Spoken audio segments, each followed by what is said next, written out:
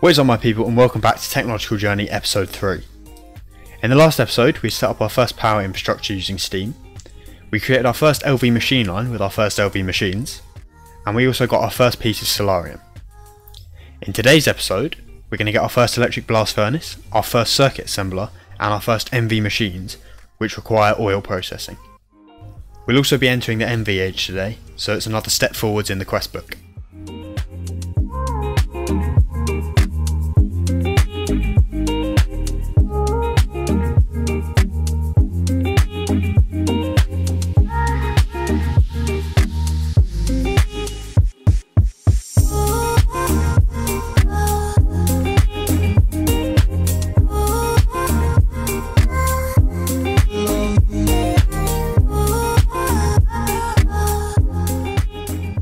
Okay, so before we get into the progress for today's episode, I just want to talk about a little bit of work that I've done off camera. So first things first, I created an electrolyzer at LV tier and placed it on the end of our line over here. And I used that to create silicon dust, which I also used to create silicon dioxide dust. These were both steps in the quest book here. I then used that silicon dust to create a Z-Logic controller using the solarium, and I used that to create a farming station, which we are ready to set up today. Here's the farming station. It also came with a capacitor, which I claimed from the quest, which you need to put inside it. And as you can see here, I have 3 powered spawners and some empty soul vials. They were also part of a quest that I claimed down here, and it gave us another spawner, which I've actually set up on the end of our line over there. I also got our first grains of infinity by just using a flint and steel down at bedrock in the overworld, and I crafted up a vacuum chest which will allow us to set up a automated grains of infinity farm down in the overworld. And finally, I'm going to jump through to a creative copy of the world. Now I want to stress that this is not the actual world. I'm not in creative in the actual world. I just made a copy of the world so that we could plan our base. Now in this world copy over here, I have gone back to the overworld, and I am about 1,000 blocks away, 2,000 blocks away from where our portal is. So we'll need to travel over here, and I'll talk about when we're going to do all of this later. But I've started to plan out the base and sort of conceptualise some ideas. So I'm thinking that we do it in a hill, essentially. I found this sort of location here which is quite nice, and it also gives us some space out here to expand in front of this nice river. What I've done was I made the facade of the base here, and the blocks that I've used are mist, corp, and I used some grey concrete in there as well as some green versions of mist. I've also got some concrete down here as well. So this is just going to be the front section of the base, although the majority of the base is actually going to be back in the cliff. So if we just take a trip in here, and then if we go down these stairs, this side isn't finished and neither is that side. I've started to design a little space down here. Now I'm not entirely sure what the different spaces of the base are going to be used for yet, but I think this will just be sort of our main lobby area down here, and then we'll probably have sections branching off in different directions. But the main aim for this section is to get us below the level at which the mountain ends, because we don't have much space over on this side.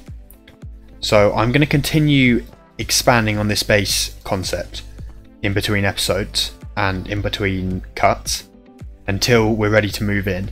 And I think we're probably going to be ready to move in once we get applied energistics. And when we first set up applied energistics, we'll probably have an episode building the base in the actual survival world, and then we'll move all of our items into the base via applied energistics. Now we should be able to get applied energistics relatively soon, because once we've got polyethylene, which is in the MV tier, we can start to craft the applied energistics circuits and create our ME system. Okay, so the first thing I'm going to do here is I'm going to work towards getting the electric blast furnace, which will essentially allow us to build up a stock of aluminium before we enter the MV tier while we're crafting the circuits up here. And in order to do that, we just need to create some mica insulating foil, which essentially just means we need to go mining for some mica ore, and then we just smelt that down and we chuck it to a couple of machines with a couple of different pieces. And then we get the foil, and then we can get the bits and bobs that we need to craft this multi-block here.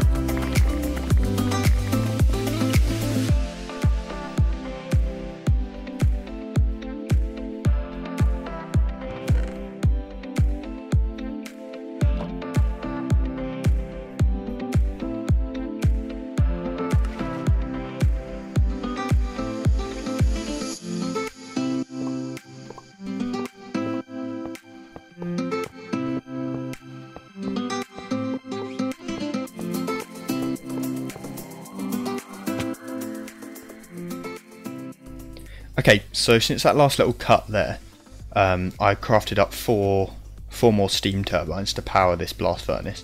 We're going to be running it at medium voltage, which means we need 4 amps of LV, and this is 2 LV energy input hatches here, and each input hatch can take 2 amps of the said voltage. So we're just running some, we're just running some aluminium dust through here to produce up aluminium, which I believe is the base ingot for MV. Now I've set this up relatively early just so that we can build up a nice stock of aluminium to move us safely into the MV age. And in order to get this aluminium dust here, I just need to do some basic ore processing, which also was part of this quest line up here. So I also did a couple of other ores just to get these quests done. So what I did was I went out mining for some aluminium, some sphalerite and some ruby ore. I chucked them all through the crusher, or the steam grinder, sorry, once, to give us these crushed aluminium, crushed ruby and crushed sphalerite ore. And then I put that through the crusher again, and that will give us impure sphalerite, impure ruby and impure aluminium. All 3 of those things I then put through this centrifuge over here, and that will give us the effective dust, and it will give us a chance of byproduct. So with aluminium our byproduct's bauxite, but with sphalerite our byproduct's gallium, which is essentially what we need to craft these diodes here, which will get us into the tier 2 circuits. So I'm just going to go ahead and get all of these ores processed through here. Oh, I also moved our powered spawners over here and just laid them out and interchange, so we can interchange them up here. I didn't set them all up on the line because we've already got way more than 8 machines on our 8x tin cable here.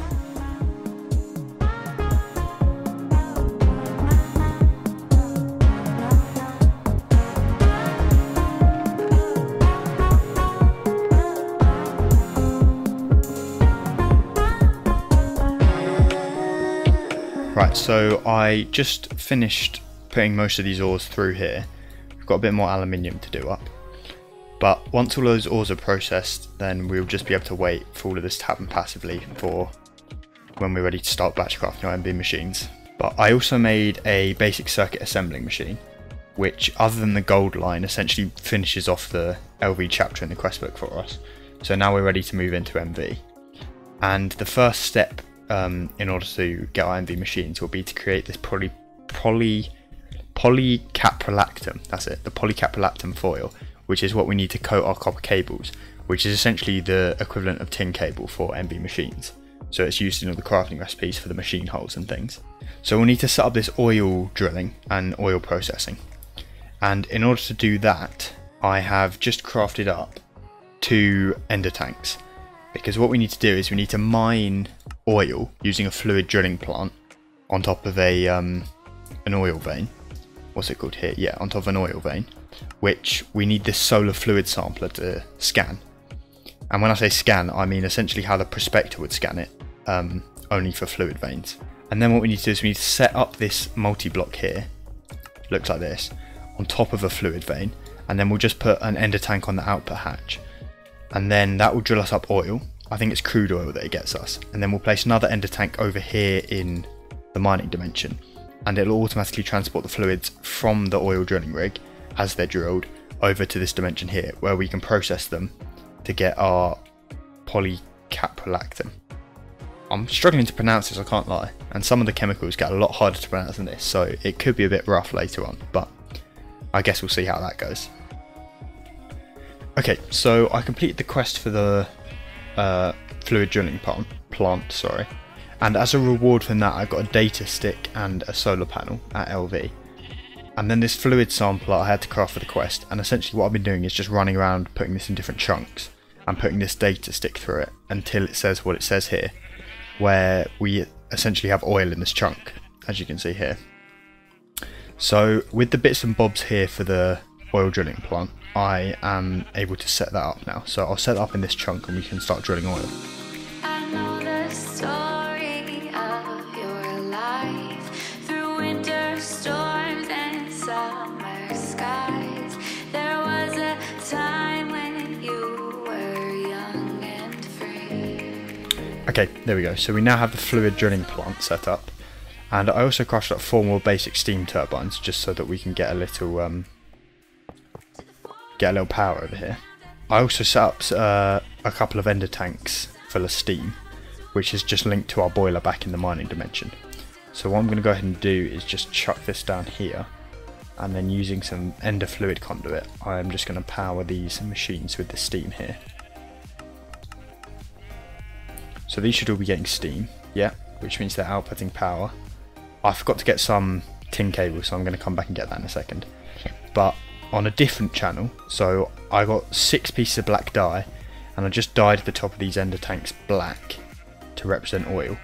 And what that will do is that will separate this tank from the steam one that I just placed down. These sheep are quite annoying. Can you stop making noise, please? So this will fill up with oil, and we should be able to bring this back to the mining dimension to process it. But of course we need to give this thing power first, so I'm just going to wrench these to the right side. They should still be getting steam, and I'm going to go grab some tin cable. Right, so I'm just using 4 times tin cable because we're only handling 4 amps of LV here, as we have 4 steam turbines. And now I've hooked that up, that should have power and it should begin to work. But yeah, it's definitely working, because if you look in the top left there, you can see this tank is filling up with oil. So what I want to do here is I want to chunk load this chunk, so I'm just going to stand in the middle to make it a bit easier for myself. And then if I got to here, if I claim the chunk and then shift click on that, it's chunk loaded, as you can see. The other chunk that I had loaded in the overworld there is where we're going to build our Grains of Infinity setup. But now, if we take a trip back to the overworld, or the mining dimension, sorry, and we place down this tank here, we should see it full of oil. And it should be going up as well. Yeah, it is. So that shows that the chunk loading is working effectively. So now, what we want to do is we want to get to processing this. So we have our oil, and from that is asking us to make sulfuric naphtha, which I believe we need to do in either a distillation tower or a distillery. I think for now we should be fine doing it in just a single block distillery. I'm not sure if we can even craft the distillation tower yet, because no, we definitely can't.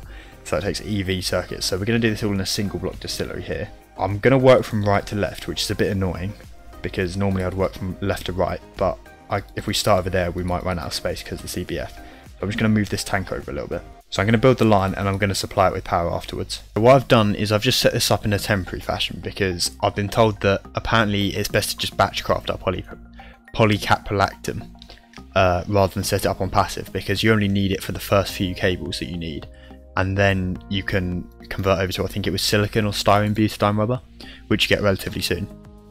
So how this works is we've got the power coming in from 3 steam turbines at the back, and we have our ender tank exporting oil into a basic distillery with an integrated circuit on configuration 2, and that creates a sulfuric naphtha, which is automatically exported over here to a chemical reactor, which is mixed with hydrogen with an integrated circuit 0, and it produces hydrogen sulfide and naphtha. And then for this hydrogen I've just got an electrolyzer here, electrolyzing water from an end of wire underneath there. And this makes oxygen and hydrogen, so the byproduct of oxygen for now I'm just storing in a drum up here. But then what we do is we can just manually take out this naphtha here and dump it in this chemical reactor, dump it in that chemical reactor, and then we just need to put in some saltpeter dust or niter dust. And then this here produces us our polycaprolactam. And then I'll take this over and I crushed up a fluid solidifier and I put in a plate mold. So if we just dump this in here, this should start to make us polycaprolactam sheets. Next we need this polycaprolactam foil, which we should be able to put in a cluster mill. So if we put these sheets in a cluster mill, we should get 4 foil per sheet. And that's our polycaprolactam foil sorted. We actually need a couple more, so I'm just going to put another saltpeter in here. And the reaction should start. It's a 32-second reaction at LV, so it's pretty slow, but that's alright because we're not in a rush. So one reaction will get us 1,296 millibuckets of polycaprolactam and 2 tiny piles of potassium dust. That'll get us more sheets, and there we go. So that's our polycaprolactam foil sorted, and this actually gives us 32 ingots, which is quite nice to be honest. And now we can look at crafting and coating up our first copper cables. I'm just going to borrow the integrated circuit from the bending machine for now. So if we chuck that in there, chuck 10 copper cable and then 40 polycaprolactam foil, we should start to see our copper cable come through. And what that should allow us to do, how much do we need for a quest? We only need 1. So what that should allow us to do is now to get our MV machine holes. But first we need to make a machine casing, which is easy enough to do. We just need to take some of our aluminium from over here and chuck it through the bending machine. Now if we chuck these in here and just search up a MV machine casing, shift click that in, and we have our first machine casing, which should be a quest. And then we can craft a machine hull, which is basically the same as an LV machine hull, only instead of steel and tin cable it uses aluminium and a copper cable. We chuck our MV machine casing and our copper cable in here. We should just be able to shift click this recipe in and grab one out. So there we go, this is our first MV machine hull, which is used to craft our MV machines. Now from here in the quest book, there are lots of different paths that we could possibly take. We can upgrade our LV machines to MV. We could go down the silicon wafer route and get towards our next circuits. But the first route that I want to take is I want to craft the advanced chemical reactor so that we can start producing ethylene, and then from that polyethylene. And as I mentioned earlier, the reason we want to do that is so that we can get into applied energistics as soon as possible. Yeah, so at MV we just mix sulfuric acid and ethanol, and that gets us ethylene and diluted sulfuric acid, and then we can use that to craft polyethylene, which looks like it can be done in an LV chemical reactor, and we can mix that with air or oxygen. I'm going to do it with oxygen because not only does it give us a better ratio, but we also have a backlog of oxygen over here in this drum that needs to get used. So I'm going to go ahead and set up that infrastructure now, and I'll walk you through the process when I've built it. And then what we can do is we should be able to start crafting our applied logistics components. Right, so I've got it set up here to produce ethylene, which I'll take you to in a second, but first I just wanted to talk about power. So I've got set up 14 steam turbines here, and I'm basically just moving these 4 between here and here when I need them. And these 4 here are also from the EBF, so this is not actually running at the moment. Now this is all a very temporary setup because we're going to be moving it all into the base probably next episode, it's looking like now, so none of this has to be particularly permanent infrastructure. And then when we get into the base, I'll put a lot of effort in solidifying our infrastructure and essentially sorting out some of these power issues and things like that. But first things first, what we've got here is a basic brewery. Now this is getting water from the same, oh I did not mean to mind that, but there it is, from the same end of wire that this electrolyzer is getting here. And what we do is we put sugarcane in here, let me go grab some, and this produces us, I think it's ethanol, no, this produces us biomass, sorry, which is being automatically outputted into the distillery here, which has an integrated circuit on circuit 0, and this is distilling the biomass into ethanol, which is being output automatically into this chemical reactor here. Now this chemical reactor has an integrated circuit of 0, and then on the other side what we've got is we've got sulfur dust, and oxygen will go in here, which I'm just using from this tank for now, manually putting it in by hand. So the sulfur and the oxygen is producing sulfur trioxide, and that's being output into here, which is making us sulfuric acid, which is being automatically output into this chemical reactor, which is being mixed with ethanol to produce diluted sulfuric acid and ethylene. Now what I'm going to do is I'm just going to pick up this chemical reactor here. As I mentioned, this is all temporary, so it doesn't really matter too much what we do. And then what I'm going to do is I'm going to take this drum full of oxygen here, I'm going to dump the oxygen into here, and then I'm going to pick up the ethylene using the same drum, and I'm going to put it into here. And then if we change the integrated circuit to configuration 0 and chuck it in there, we should start to produce polyethylene. Here we go. So this is the basic fluid that we need to autocraft the applied logistics circuits, which I've got up here. As you can see in the assembler, we just put a couple of pieces and we use polyethylene to get the processors. So what I'm going to do in between this episode and the next episode essentially is batch up a large amount of polyethylene and probably get the infrastructure needed to craft some of these printed silicon circuits, which essentially just means we need these silicon presses, which is a couple more machines like laser engravers and things like that. So I'm going to get those sorted and I'll take you through that at the start of next episode. I think that's probably going to do it for today's episode. Sorry for the shorter episode today, it's because I put a lot of time into designing the base in the creative world, and so I didn't have as much time to progress in this world as I would have liked. But that does mean next episode though that we're going to have a lot to do.